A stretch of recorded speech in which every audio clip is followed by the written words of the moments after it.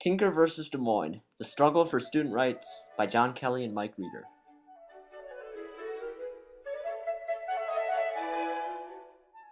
In the years 1965 through 1968, the Supreme Court ruled that students should be able to wear figurative speech accessories. The kids took responsibility to stand up for their rights.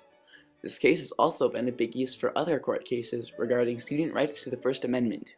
This case has also raised awareness on students' rights, and because of this, more and more students are standing up to their violated rights. The First Amendment states that Congress shall make no law respecting an establishment of religion or prohibiting the free exercise thereof, or abridging the freedom of speech, or of the press, or the right of the people peaceably to assemble and to petition the government for a redress of grievances. In the vernacular, this means that there should be a separation of the church and state, and that Congress can't deny anyone's freedom of speech, freedom of the press, freedom to peacefully protest, and the freedom to petition. The Tinkers were protesting the Vietnam War. The Vietnam War was a part of the Cold War. The Vietnam War took 3 million lives. The war lasted from 1956 to 1975. That's nearly 20 years. 6 years prior to the Tinker decision, Engel versus Vitaly, a court case involving student First Amendment rights, went to the Supreme Court. A school gave a mandatory prayer, violating the separation of the church and state. The school was ruled to be incorrect, giving students more rights in schools. The Tinkers weren't the only people in the USA protesting the Vietnam War. For instance, Muhammad Ali, a heavyweight boxing champion, publicly ripped up his draft paper in protest of the war. He consequently got his title revoked. People all across the United States were in protest of the Vietnam War. One example of this is early anti-war marches in New York City sometimes had more than 25,000 participants, all protesting the war together. In late 1965, Robert Kennedy called America to protest the Vietnam War through the wearing of armbands until 1966. On December 14th, the principals at North High School in Des Moines held a meeting to discuss the subject of wearing armbands and decided to ban them because the principals were government supporters.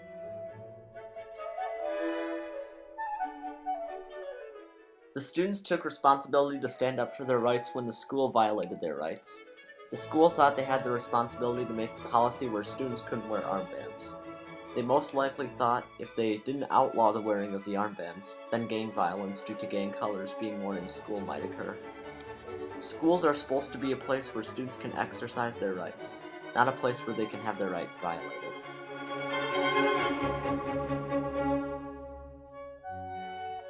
Christopher Eckhart and Mary Beth Tinker went to school with armbands and were suspended for doing so. The next day, John Tinker did the exact same thing with the exact same result. They sued the school with the help of the Indiana Civil Liberties Union, the ICLU, with the claim that their right to the freedom of speech had been violated. The kids won the case. John Tinker and Mary Beth Tinker were all very wise kids.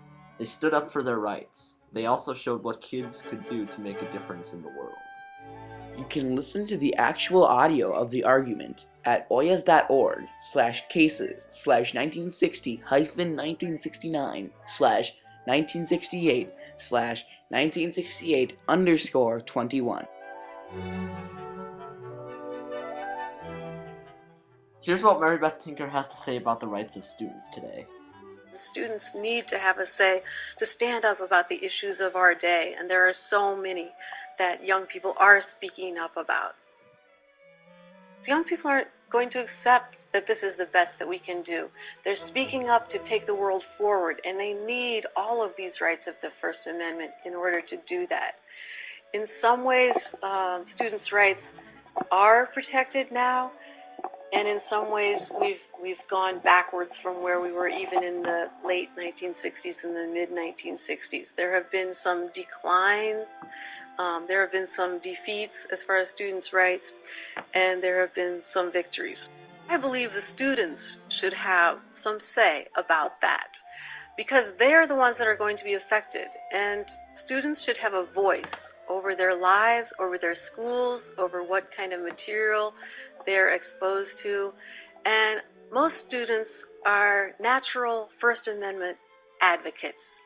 They believe in free speech, free expression, and they understand the idea that we have different ideas and that these ideas are good and that creativity is good and that they should be allowed to learn various kinds of things. Whatever is out there, whatever is in the world today, should be available to all students.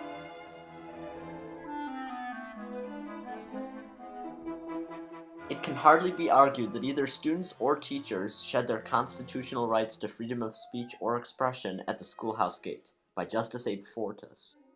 School principals of North High School in Des Moines adopted a policy that all students who would wear armbands to school on a regular basis would be kindly asked to remove them, and would be suspended if they refused to follow the responsible school policy. The practice of this was ended when the school was ruled to be in the wrong.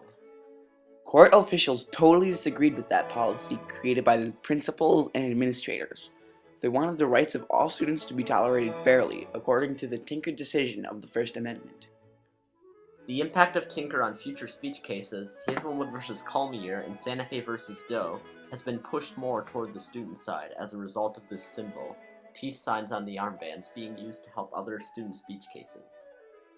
In 1987, Hazelwood v. Colmier, a case that involved student rights to the First Amendment, went to the Supreme Court. Some students in a journalism class published articles for their school newspaper about pregnancy and divorce. Anyone in the article had their names changed to ensure their privacy. The principal of the school decided that these stories were inappropriate content for a school newspaper and omitted them from the newspaper. The students sued the school with their claim that their right to the freedom of speech had been violated. The school won the case because the paper was run by the school, and therefore belonged to the school, so the school could remove any articles from the paper. In 1999, Santa Fe v.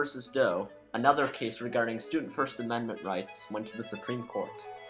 In a school American football game, a student was elected to give a prayer before every game.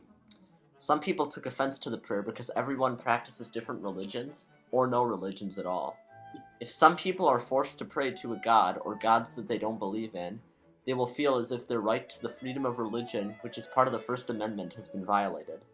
The school lost the case because this happened at a school-sponsored event, so the school could have stopped it, but didn't, therefore violating the separation of the church and state.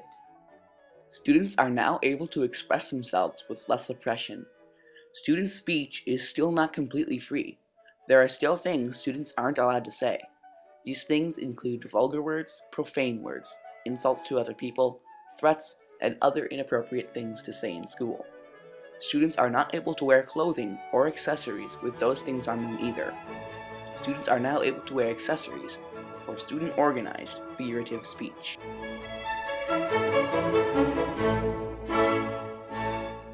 In conclusion, a case regarding the third part of the First Amendment, the freedom of speech, went to the Supreme Court in 1968. The case was about a school district banning armbands to be worn for a peaceful protest against the Vietnam War, and when some kids refused to stop wearing the armbands, they were suspended until they returned without them. The students' families sued the school, and Engel v. Vitaly influenced the case, and the case's outcome influenced other court cases such as Hazelwood v. Colmier and Santa Fe v. Doe. Because of this case, student speech is freer than ever before.